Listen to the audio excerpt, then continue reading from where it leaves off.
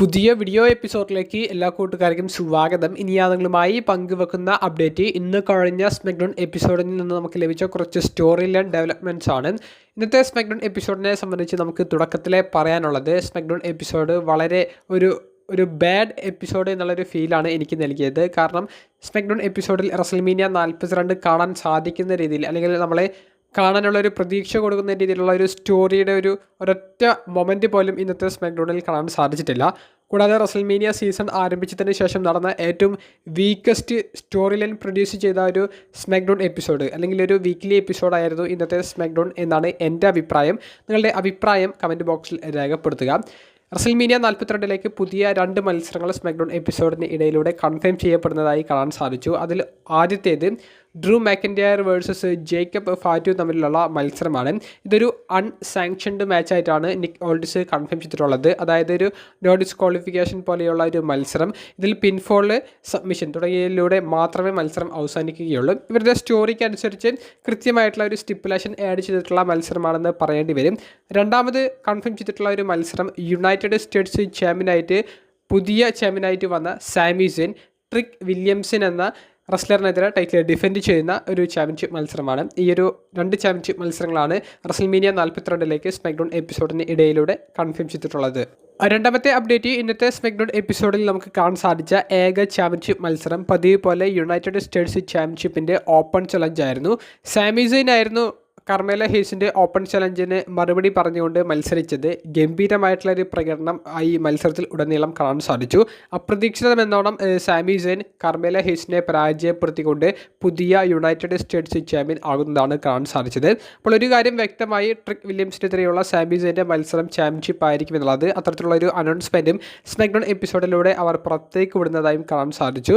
ഇതൊരു മോശപ്പെട്ട തീരുമാനമാണെന്ന് എൻ്റെ ഒരു അഭിപ്രായം. കാരണം ഇതുവരെ ഓപ്പൺ ചലഞ്ചുകൾ കളിച്ച് നല്ല മാച്ചുകൾ കളിച്ച് വന്ന കർമേല ഹേസിനെ പെട്ടെന്ന് ആ ഒരു ചാമ്പ്യൻഷിപ്പ് ഡ്രോപ്പ് ചെയ്യുന്ന ഒരു മൊമെൻറ്റിലേക്ക് കൊണ്ടുപോകുന്നു. സാമി സെയിനും ട്രിക് വില്യംസും തമ്മിലുള്ള മത്സരം റസൽമേനിയ 42ൽ വരും എന്നുള്ളത് ഓൾമോസ്റ്റ് കൺഫേം ആയിരുന്നു. കാരണം ചാമ്പ്യൻഷിപ്പ് ഇല്ലാതെ തന്നെ ഇവരുടെ സ്റ്റോറി അവർ ആരംഭിച്ചതാണ്. ഇപ്പോൾ കർമേല ഹേസിൻ്റെ കയ്യിലിരിക്കുന്ന ചാമ്പ്യൻഷിപ്പ് സാമി സെയിനെ കൊണ്ട് വിജയിപ്പിച്ച് ഈ മത്സരം തന്നെ ഒരു ചാമ്പ്യൻഷിപ്പിന് വേണ്ടി കൊണ്ടുപോകുന്നു. അപ്പോൾ കർമേല ഹേസിനോ അല്ലെങ്കിൽ ഇലിയ ഡ്രാഗനോവിനോ, മുൻ ചാമ്പ്യനായ ഇലിയക്കോ യാതൊരുവിധ റോളും ഇല്ലാത്ത രീതിയിലേക്ക് ഈ ഒരു സ്റ്റോറി, ചാമ്പ്യൻഷിപ്പും പോയി റസൽമേനിയയിൽ മത്സരവും ഇല്ല എന്നുള്ളൊരു അവസ്ഥയിലേക്ക് പോയി. അപ്പോൾ അതൊരു മോശപ്പെട്ട ഒരു തീരുമാനമാണെന്നാണ് എൻ്റെ അഭിപ്രായം. ഇനിയിപ്പോൾ ആരാധകരുടെ ഒരു ഫീഡ്ബാക്ക് അനുസരിച്ച് ഈ ഒരു മത്സരം ഒരു ഫേറ്റൽ ഫോർവേയോ അല്ലെങ്കിൽ ഒരു ട്രിപ്പിൾ ത്രെറ്റോ ആക്കാൻ വേണ്ടിയിട്ട് കർമേല ഹേസിനെയോ ഇലിയ ഡ്രാഗനോവിനെയോ ഒക്കെ ആഡ് ചെയ്യുമോ എന്നുള്ളത് അടുത്ത സ്മാക്ഡൗൺ എപ്പിസോഡുകളിൽ മാത്രമേ നമുക്ക് അറിയാൻ സാധിക്കുകയുള്ളൂ. എന്തായാലും സാമി സെയിനെ പുതിയ ചാമ്പ്യൻ ആക്കിയതും യുണൈറ്റഡ് സ്റ്റേറ്റ്സ് ചാമ്പ്യൻഷിപ്പ് ട്രിക് വില്യംസിനെതിരെ സാമി സെയിൻ ഡിഫെൻഡ് ചെയ്യുന്ന ഒരു മത്സരമായിട്ട് കൺഫേം ചെയ്തതും വളരെ മോശപ്പെട്ടതായിട്ടാണ് ഫീൽ ചെയ്തത്. മൂന്നാമത്തെ അപ്ഡേറ്റ് വുമൻസ് ഡിവിഷനെ സംബന്ധിച്ചാണ്. വുമൻസ് ഡിവിഷനിലും ഇന്ന് കൃത്യമായിട്ടുള്ളൊരു പ്രോഗ്രസ് സ്മാക്ഡൗൺ എപ്പിസോഡിൽ കാണാൻ സാധിച്ചില്ല. അതിപ്പോൾ ചാമ്പ്യൻഷിപ്പ് സ്റ്റോറി ലൈനുകളിലായാലും മത്സരങ്ങളിലായാലും കൃത്യമായിട്ടുള്ള ഒരു പ്രോഗ്രസ് കാണാൻ സാധിച്ചില്ല. വുമൻസ് ടാഗ് ടീം സ്റ്റോറി ലൈൻ്റെ ഒരു പോക്ക് പതിവ് പോലെ തന്നെയായിരുന്നു. അതായത് മത്സരം ബ്രൗള് കാണാൻ സാധിക്കുന്നു എന്നുള്ളതിൽ ഉപരി മറ്റൊന്നും നമുക്ക് ഒരു ഫ്രഷ്നെസ് തോന്നിക്കുന്ന രീതിയിൽ മറ്റൊന്നും അവിടെ നിന്ന് കാണാൻ സാധിച്ചില്ല. റസൽമേനിയ 42ൽ ഫേറ്റൽ ഫോർവേ ആണ് വുമൻസ് ടാഗ് ടീം ചാമ്പ്യൻഷിപ്പിന് വേണ്ടി നടക്കാൻ പോകുന്നത് എന്നുള്ളത് കൺഫേം ആയിട്ടുണ്ട്. മത്സരത്തിൻ്റെ ഒഫീഷ്യൽ മാച്ച് കാർഡ് മാത്രമേ ഇനി പുറത്തേക്ക് വിടുന്ന ആവശ്യമുള്ളൂ. ലാഷ് ലെജൻഡ്, നയ ജാക്സ് തുടങ്ങിയവരുടെ ടീമും ഷാർലറ്റ്, അലക്സ ബ്ലിസ് തുടങ്ങിയവരുടെ ടീമിന് എതിരെയും ബെല്ല ട്വിൻസിനെതിരെയും ബെയ്ലി, ലൈറ വൽക്കിയ തുടങ്ങിയവർക്കെതിരെയായിരിക്കും ഈ ഒരു ടൈറ്റിൽ ഡിഫെൻഡ് ചെയ്യുക എന്നുള്ളത് ഓൾമോസ്റ്റ് ഒരു 95% കൺഫേം ആയിട്ടുണ്ട്. അതുകൂടാതെ തന്നെ വുമൻസ് ചാമ്പ്യൻഷിപ്പ് സ്റ്റോറിയും അങ്ങനെ കാണികൾക്ക് ഒരു ഇൻട്രസ്റ്റ് നൽകുന്ന രീതിയിലേക്ക് അവർക്ക് മാറ്റാൻ സാധിച്ചിട്ടില്ല. ഇപ്പോൾ കഴിഞ്ഞ ആഴ്ച ബി-ഫാബും മീച്ചിനും ഈ ജെഡ് കാർഗിലിൻ്റെ കൂടെ ചേർന്നത് അങ്ങനെ മാക്സിമം യൂട്ടിലൈസ് ചെയ്യാൻ ഇന്നത്തെ സ്മാക്ഡൗൺ കൊണ്ട് സാധിച്ചിട്ടില്ല. കാരണം ഇവരുടെ ഒരു പ്രൊമോ സെഗ്മെൻറ്റ് ഒരു ബി-ഫാബ് വേഴ്സസ് റിയ റിപ്ലി തമ്മിലുള്ള മത്സരത്തിലേക്ക് വരുന്നു. എന്നാൽ മത്സരം തുടങ്ങി 1 മിനിറ്റിനുള്ളിൽ തന്നെ മത്സരം ഡിസ്ക്വാളിഫിക്കേഷനിലൂടെ അവസാനിക്കുന്നു. അപ്പോൾ മത്സരം എന്തിനു തുടങ്ങി എന്നുള്ളൊരു ചോദ്യം അവിടെ ബാക്കി നിൽക്കുന്നുണ്ട്. ഒരു നമ്പേഴ്സ് അഡ്വാൻറ്റേജ് കാണിക്കാനാണ് അവർ ഉദ്ദേശിക്കുന്നത് എന്നുണ്ടെങ്കിലും അതും ആരാധകർക്കിടയിൽ ക്ലിക്കാക്കാൻ യാതൊരുവിധ സാധ്യതയുമില്ല. ഇനി വുമൻസിൻ്റെ മിഡ് കാർഡ് ടൈറ്റിലായ യുണൈറ്റഡ് സ്റ്റേറ്റ്സ് ചാമ്പ്യൻഷിപ്പ് സ്റ്റോറിയിലേക്ക് വന്നാൽ ഇന്നൊരു നോൺ ടൈറ്റിൽ മത്സരമാണ് നടന്നത്. ജൂലിയ വേഴ്സസ് ടിഫനി സ്ട്രാറ്റൻ തമ്മിലുള്ള മത്സരം ബിലോ എവറേജ് എന്ന് പറയാൻ സാധിക്കുന്ന ഒരു മത്സരമായിട്ടാണ് എനിക്ക് ഫീൽ ചെയ്തത്. ടിഫനി സ്ട്രാറ്റനെ ജൂലിയ പരാജയപ്പെടുത്തുന്നതായിട്ടാണ് നമുക്ക് കാണാൻ സാധിച്ചത്. അങ്ങനെ ഒരു കൃത്യമായിട്ടുള്ളൊരു പ്രോഗ്രസ് ഇല്ലാത്ത സ്റ്റോറി ലൈനുകളും മത്സരങ്ങളും ഒരു വീക്ക്ലി എപ്പിസോഡ് ഫിൽ ചെയ്യാൻ വേണ്ടി ആഡ് ചെയ്തിട്ടുള്ള മൊമെൻറ്റ്സ് മാത്രമാണെന്നാണ് ഈ ഒരു മത്സരങ്ങളുടെ ഒരു സ്റ്റോറീൻ്റെ പാറ്റേൺ കാണുമ്പോൾ തോന്നുന്നത്. അല്ലാതെ അടുത്ത ആഴ്ചയിലേക്കും റസൽമീനിയ 42ലേക്കും ഈ ഒരു സ്റ്റോറിയെ കൃത്യമായിട്ട് ബിൽഡ് ചെയ്യണം, അല്ലെങ്കിൽ ഈ റസൽമീനിയ 42 ഞങ്ങൾ ഈ ഒരു സ്റ്റോറിക്ക് കൃത്യമായിട്ടുള്ളൊരു പരിഗണന കൊടുക്കുന്നുണ്ട് എന്നൊരു ഫീല് പോലും നൽകുന്നതായിട്ട് നമുക്കിന്ന് സ്മാക്ഡൗൺ എപ്പിസോഡിൽ വുമൻസ് ഡിവിഷൻ്റെ ഭാഗത്തുനിന്ന് കാണാൻ സാധിച്ചില്ല. നിങ്ങളുടെ അഭിപ്രായങ്ങൾ കമൻറ്റ് ബോക്സിൽ രേഖപ്പെടുത്തുക. നാലാമത്തെയും അവസാനത്തേതുമായിട്ട് പങ്കുവെക്കാനുള്ളത് മെയിൻ ഇവൻ്റ് സെഗ്മെൻറ്റിനെ സംബന്ധിച്ചാണ്. അതായത് അൺഡിസ്പ്യൂട്ടഡ് WWE ചാമ്പ്യൻഷിപ്പ് സ്റ്റോറിയെ സംബന്ധിച്ച് കോഡി റോഡ്സിൻ്റെ ഒരു തിരിച്ചുവരവ് സ്മാക്ഡൗൺ എപ്പിസോഡിൽ നടക്കുമെന്നുള്ളത് ഓൾമോസ്റ്റ് കൺഫേം ആയിരുന്നു. കോഡി റോഡ്സിൻ്റെ തിരിച്ചുവരവ് എന്തായാലും ഒരു ബ്രൗളിലേക്ക് പോകുമെന്നുള്ളതും ഓൾമോസ്റ്റ് കൺഫേം ആയിരുന്നു. അത്തരത്തിൽ തന്നെയാണ് നമുക്ക് കാണാൻ സാധിച്ചത്.